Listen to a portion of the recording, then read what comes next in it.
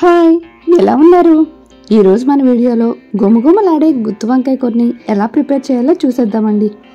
చాలా ఈజీగా, చాలా త్వరగా ఈ కర్రీని ప్రిపేర్ చేసేయచ్చండి.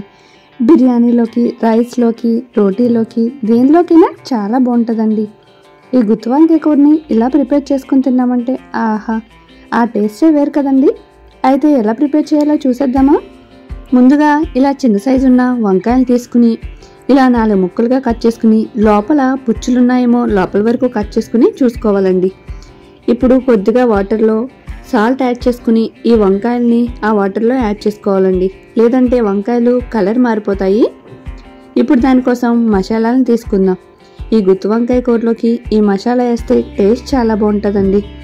చిన్న దాల్చిన చెక్క ముక్క, 4 లవంగాలు, 1 టేబుల్ స్పూన్ ధనియాలు, 1/2 టేబుల్ స్పూన్ జీలకర్ర, చిన్న అల్లం ముక్క, 4 వెల్లుల్లి రెమ్మలు, కొద్దిగా పచ్చిమిర్చి ముక్కలు, గసగసాలు, వేరుశెనగ గుళ్ళు, జీడిపప్పు, యాలకులు ఇవన్నీ యాడ్ చేసుకుని ఈ గుత్తి వంకాయ కూర ప్రిపేర్ చేసామంటే టేస్ట్ అయితే చాలా బాగుంటుందండి. నేను ఇప్పుడు తీసుకున్న మసాలాలన్నింటినీ ఈ మిక్సీ జార్లోకి యాడ్ చేసేసుకుంటున్నాను.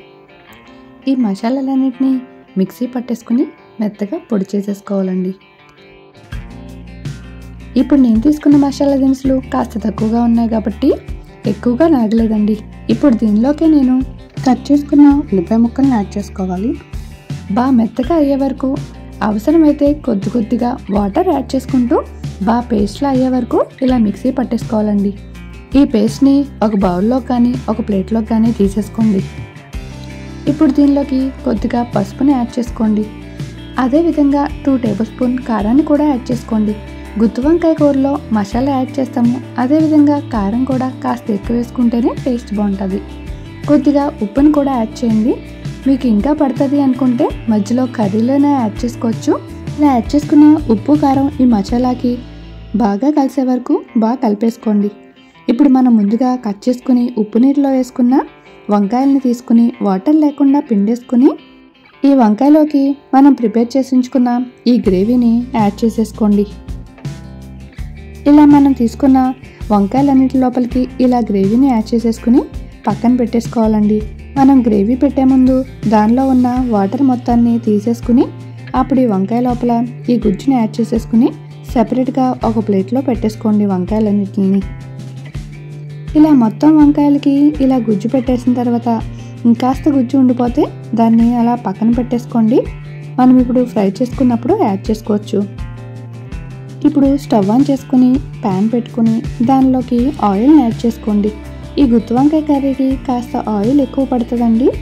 దానిలో కొద్దిగా కరివేపాకుని యాడ్ చేసుకుని కరివేపాకు బాగా ఫ్రై అయ్యే వరకు ఫ్రై చేసుకున్న తర్వాత మనం ముందుగా వంకాయలని ప్రిపేర్ చేసి ఉంచుకున్నాం కదా, ఆ వంకాయలను కూడా ఈ ఆయిల్లోకి యాడ్ చేసేసుకోండి. ఇలా వంకాయలను యాడ్ చేసిన తర్వాత మంటని మీడియం ఫ్లేమ్లో పెట్టేసుకోవాలండి. మంటని మీడియం ఫ్లేమ్లో పెట్టేసుకుని మూత పెట్టేసుకుని బాగా వేగనివ్వండి. ఒక 5 మినిట్స్ ఇలా వేగిన తర్వాత మూత తీసి చూడండి. ఇప్పుడు ఈ వంకాయల్ని బ్యాక్ సైడ్కి టర్న్ చేసుకోండి. వంకాయలు ఒకవైపు ఈ ఆయిల్లో బాగా వేగిపోయి ఉంటాయండి.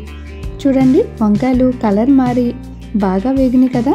ఇప్పుడు ఇంకో సైడ్ కూడా టర్న్ చేసేసుకుని ఈ ఆయిల్లో వంకాయల్ని ఇలా మీడియం ఫ్లేమ్లో ఫ్రై చేసుకుంటే ఈ మసాలా, ఉప్పు, కారం అన్నీ ఈ వంకాయలకు పట్టి టేస్ట్ అయితే చాలా బాగుంటుందండి ఈ కర్రీ.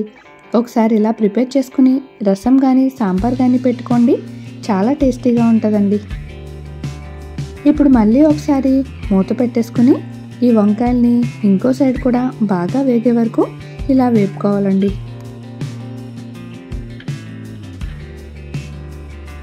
ఇలా మనకి వంకాయలు 2 సైడ్లు బాగా వేగిన తర్వాత మనం వంకాయల్లో గుజ్జు పెట్టుకున్నప్పుడు ఇంకాస్త గుజ్జు ఉండిపోయింది కదా, ఇప్పుడు ఆ రిమైనింగ్ గుజ్జుని ఈ వంకాయల్లోకి యాడ్ చేసేసుకోండి. మొత్తం ఒకసారి బాగా కలిపేసుకుని మళ్ళీ మంటని మీడియం ఫ్లేమ్లో ఉంచేసుకుని మూత పెట్టేసుకుని ఇలా ఆయిల్ సెపరేట్ అయ్యే వరకు ఫ్రై చేసుకోవాలండి. ఇలా ఫ్రై చేసుకున్నప్పుడు వంకాయలని గుత్తులు విడిపోకుండా జాగ్రత్తగా అటు ఇటు కలుపుకుంటూ ఇలా ఆయిల్ సెపరేట్ అయ్యే వరకు ఫ్రై చేసుకుని కొద్దిగా టేస్ట్ చేసి మీరు కావాలి అనుకుంటే ఉప్పు కారం కూడా యాడ్ చేసుకోవచ్చు. ఇప్పుడు ఇలా బాగా ఫ్రై అయిన వంకాయల్లోకి లోపల మరి కాస్త ఉడకాలి అనుకుంటే కొద్దిగా వాటర్ని కూడా యాడ్ చేసుకోవాలండి. అప్పుడే మనకి వంకాయ బాగా ఉడికి టేస్ట్ బాగుంటుంది. అదేవిధంగా కర్రీ కూడా గ్రేవీగా జ్యూసీగా ఉంటుందండి. ఇలా కొద్దిగా వాటర్ని యాడ్ చేసుకుని మళ్ళీ మూత పెట్టేసుకుని బాగా ఉడకనివ్వండి. ఇలా ఆయిల్ సెపరేట్ అయ్యే వరకు ఉడికిందంటే మనకి గుత్తి వంకాయ కూర ప్రిపేర్ అయిపోయినట్టే. ఎంతో టేస్టీగా ఉండే ఈ గుత్తి వంకాయ కూరని మీరు కూడా తప్పకుండా మీ ఇంట్లో ట్రై చేసి ఎలా వచ్చిందో కామెంట్ పెట్టడం మాత్రం మర్చిపోకండి. ఈ కర్రీ బిర్యానీలోకైనా, రైస్లోకైనా, చపాతీలోకైనా చాలా టేస్టీగా ఉంటుందండి. లాస్ట్లో కొద్దిగా కొత్తిమీరని యాడ్ చేసుకున్నామంటే మరింత టేస్టీగా ఉంటుంది. ఈ రెసిపీని మిస్ అవ్వకుండా ఒకసారి ట్రై చేసి చూడండి. నా వీడియో మీకు నచ్చిందా? అయితే చిన్న లైక్ చేయొచ్చు కదా. నా ఛానల్ని ఇంకా సబ్స్క్రైబ్ చేసుకోకపోతే సబ్స్క్రైబ్ చేసుకుని బెల్ ఐకాన్ క్లిక్ చేసేసుకోండి. మరిన్ని వీడియోస్ కోసం నోటిఫికేషన్స్ వస్తాయి మీకు. Thank you so much for watching.